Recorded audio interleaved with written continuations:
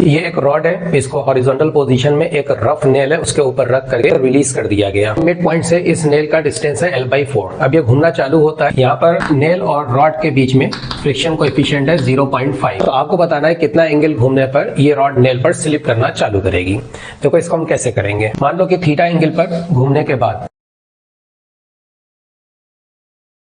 जब ये theta angle से घूम गया तो इसका centre of mass L/4 sin theta से नीचे आ गया, तो पोटेंशियल एनर्जी का ये लॉस हो गया और ये चला जाएगा इसकी काइनेटिक एनर्जी में, हाफ आई ओमेगा स्क्वायर। ये आपको आई लेना है इस पॉइंट के अबाउट, वो आप फाइंड कर सकते हैं।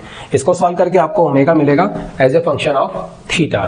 अब इसके बाद हम क्या करेंगे, ये जो सेंटर ऑफ मास है it is moving in a circle और इसका एक सेंट्रीपिटल एक्सेलरेशन होगा। जब ये रॉड स्लिप करना चाहेगी तो ये नेल इस पर एक फ्रिक्शन लगाएगी। इस पर जो नीचे mg लग रहा है उसका कंपोनेंट इधर आएगा mg sin थीटा और इधर आएगा mg cos थीटा। बाकी नेल से एक ये नॉर्मल रिएक्शन भी लगेगी।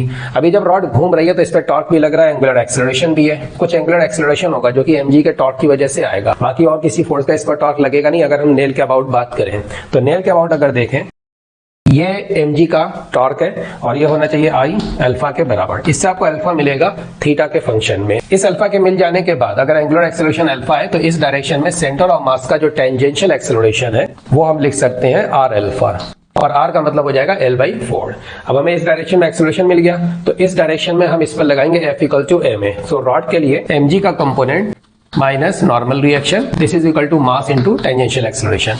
ये यहाँ पर हम यूज करेंगे, इससे हमें ये n मिलेगा और again this is a function of theta. उसके बाद ये रॉड जब स्लिप करने की कगार पे होगी तो ये जो फ्रिक्शन होगा वो म्यू n के बराबर हो जाएगा। इसका जो सेंटर ऑफ मास है that is moving on a circle, तो इसमें जो सेंट्रीपिटल एक्सेलरेशन है वो इन फोर्सेस की वजह से आएगा और इस डायरेक्शन में केवल दो फोर्सेस लग रहे हैं, एक F है और एक mg sin थीटा है। तो F को हम लिख सकते हैं mu n minus mg sin theta. This is the net force in this direction and that should be equal to the mass जो एक्सेलरेशन। अब ये AC हो जाएगा r ओमेगा स्क्वायर के बराबर। r का मतलब ये r मतलब L/4 और ओमेगा स्क्वायर, ये ओमेगा हमने फाइंड कर लिया पहले, वो यहाँ पर यूज कर लो। अब जब आप इसको सॉल्व करोगे ये n आपको यहाँ पर उठा करके रखना पड़ेगा, ये पूरा थीटा और म्यू के टर्म्स में एक इक्वेशन बनेगा। म्यू की वैल्यू 0.5 इसमें रख देना, इसको सॉल्व करके आपको थीटा की वैल्यू मिल जाएगी।